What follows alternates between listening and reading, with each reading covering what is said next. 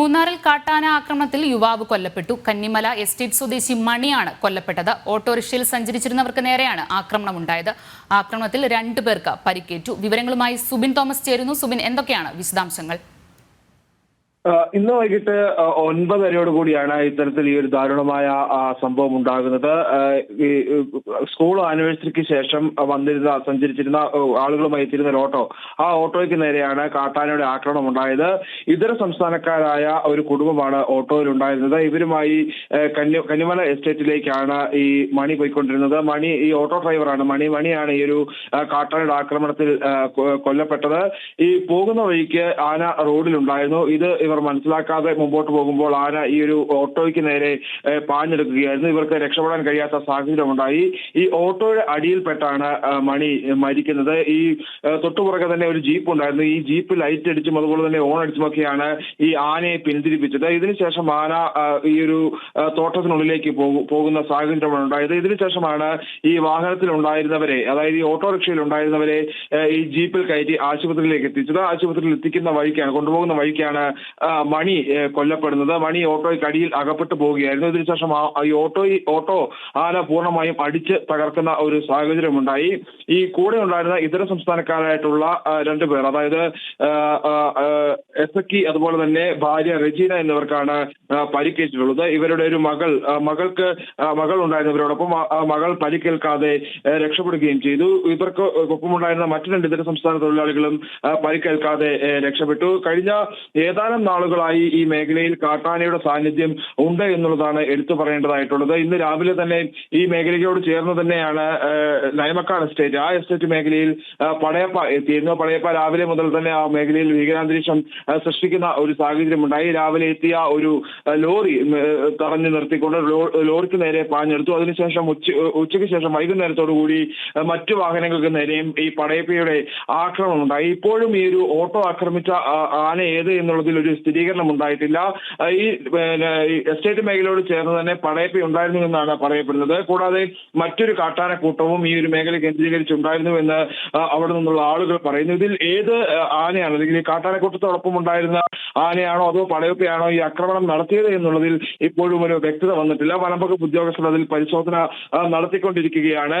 ഈ കാട്ടാന കൂട്ടത്തോടൊപ്പം ഉണ്ടായിരുന്ന ഏതെങ്കിലും ഒരു ആനയാവാം ഈ ഒരു ആക്രമണം നടത്തിയത് എന്നുള്ള ഒരു നിഗമനത്തിലാണ് ഇപ്പോൾ വനംവകുപ്പ് ഉദ്യോഗസ്ഥരുള്ളത്. എന്തായാലും ഈ മേഖലയിൽ കേന്ദ്രീകരിച്ച് ഇപ്പോൾ തന്നെ പ്രതിഷേധങ്ങൾ ഉടലെടുക്കുന്ന ഒരു സാഹചര്യമുണ്ട്. നമ്മൾ നോക്കിക്കാണേണ്ട ഒരു കാര്യം എന്നുള്ളത് 2024 ആരംഭിച്ച ശേഷം ചിന്നക്കനാൽ മൂന്നാർ മേഖലയിൽ കാട്ടാന ശല്യം രൂക്ഷമാകുന്ന ഒരു സാഹചര്യമാണുള്ളത്. ഇതിനോടകം തന്നെ 4 പേരാണ് ഈ ചിന്നക്കനാൽ അതുപോലെ തന്നെ മൂന്നാർ മേഖലയിൽ ഈ കാട്ടാന ആക്രമണത്തിൽ കൊല്ലപ്പെട്ടിട്ടുള്ളത്. ചിന്നക്കനാലിൽ 2 പേരും മറയൂരിൽ ഒരാളും ആണ് ഇതിനു മുമ്പ് കൊല്ലപ്പെട്ടിരുന്നത്. കൂടാതെ ഇപ്പോൾ മൂന്നാർ ഈ നയമക്കാട് ഉണ്ടായ മണിയുടെ ആ ഒരു മരണം, അങ്ങനെ 4 മരണം ഇതിനോടകം തന്നെ ഉണ്ടായിട്ടും വനംവകുപ്പിന്റെ ഭാഗത്തു നിന്നൊരു ക്രിയാത്മകമായ ഒരു ഇടപെടൽ ഉണ്ടാകുന്നില്ല എന്നുള്ളൊരു ആക്ഷേപമാണ് ആളുകൾ മുമ്പോട്ട് വയ്ക്കുന്നത്.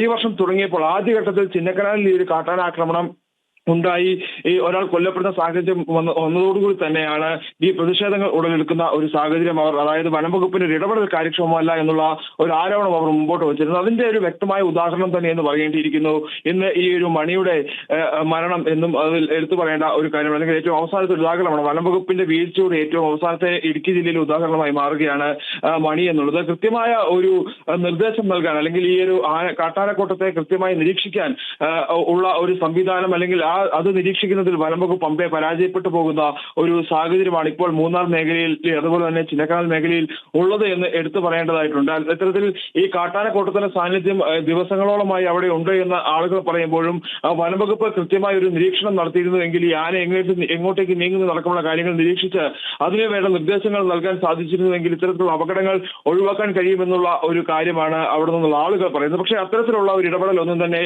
വനംവകുപ്പിന്റെ ഭാഗത്തു നിന്ന് ഉണ്ടാകുന്നില്ല എന്നുള്ളത് ഏറ്റവും നിർഭാഗ്യകരമായിട്ടുള്ള ഒരു കാര്യമാണ്. ഈ ആനയെ കൂടാതെ പുലിയും കടുവയുടെയും എല്ലാം സാന്നിധ്യം ഈ നയമക്കാട് അതുപോലെ തന്നെയുള്ള മേഖലകളിൽ ഉണ്ട് എന്നുള്ളതും എടുത്തു പറയേണ്ടതായിട്ടുണ്ട്. കഴിഞ്ഞ ദിവസങ്ങളെല്ലാം തന്നെ ഈ ഒരു പുലിയുടെ ഒരു സാന്നിധ്യം ഈ കന്നിമല ഭാഗത്തുണ്ട്. പുലിയുടെയും അതുപോലെ തന്നെ കടുവയുടെയും എല്ലാം ഈ പശുക്കളെ നിരന്തരമായി കന്നിമല എസ്റ്റേറ്റ് ഭാഗത്ത് നിന്ന് ഈ വന്യമൃഗങ്ങൾ പിടിച്ചുകൊണ്ടു പോകുന്നത് സ്ഥിരമായിട്ടുള്ള ഒരു കാര്യം തന്നെയാണ്. അത്തരത്തിൽ എല്ലാ രീതിയിലും കാട്ടാന ആക്രമണം ഈ ഒരു മൂന്നാർ മേഖല കേന്ദ്രീകരിച്ച് രൂക്ഷമാകുമ്പോഴും വനം വകുപ്പ് അത് നിഷ്ക്രിയ നിഷ്ക്രിയമായി മാറുന്ന, വകുപ്പ് നിഷ്ക്രിയമായി പോകുന്ന ഒരു കാഴ്ച കാണേണ്ടതായി വരുന്നു എന്നുള്ളതാണ് നമുക്ക് ഏറ്റവും നിർഭാഗ്യകരമായ ഒരു കാര്യം എന്നുള്ളത്. എന്തായാലും ഈ ഒരു കാട്ടാൻ ആക്രമണത്തിൽ ഈ മണി കൊല്ലപ്പെട്ടതോടുകൂടി ജനങ്ങൾ കൂടുതൽ പ്രതിഷേധത്തിലേക്ക് പോകുന്നു എന്നുള്ളതിന്റെ ഒരു സൂചനയാണ് ആദ്യഘട്ടത്തിൽ നമുക്ക് ലഭിക്കുന്നത്. നിലവിലിപ്പോൾ ഈ മൂന്നാർ ടാറ്റ എസ്റ്റേറ്റിലാണ്, ടാറ്റ ഹൈറേഞ്ച് ഹോസ്പിറ്റലാണ് നിലവിൽ ഇപ്പോൾ ഈ ഒരു മരിച്ച മണിയുടെ മൃതദേഹവും അതുപോലെ തന്നെ മറ്റ് പരിക്കേറ്റ ആളുകളും ഉള്ളത്. എന്തായാലും മറ്റ് പോസ്റ്റ്മോർട്ടം നടപടികൾക്കെല്ലാം ശേഷം തന്നെ ഈ ഒരു മണിയുടെ മൃതദേഹ ബന്ധുക്കൾക്ക് നാളെയോടുകൂടി വിട്ടു നൽകും. അതിനുശേഷം വലിയ രീതിയിലുള്ള പ്രതിഷേധങ്ങൾ ഉണ്ടാവാനുള്ള ഒരു സാധ്യത നമ്മൾ കണ്ടതാണ്. വയനാട്ടിലടക്കം സമാനതകളില്ലാത്ത പ്രതിഷേധം ഈ ഒരു കാട്ടാൻ ആക്രമണത്തെ തുടർന്ന് ഉണ്ടായിരുന്നു. അതിന്റെ ഒരു തുടർച്ചയെന്നോണം തന്നെ ഇടുക്കി ജില്ലയിലും അത്തരത്തിലുള്ള വലിയ രീതിയിലുള്ള പ്രതിഷേധങ്ങൾ ഉണ്ടാവാനുള്ള ഒരു സാധ്യതയും നിലവിലുണ്ട്.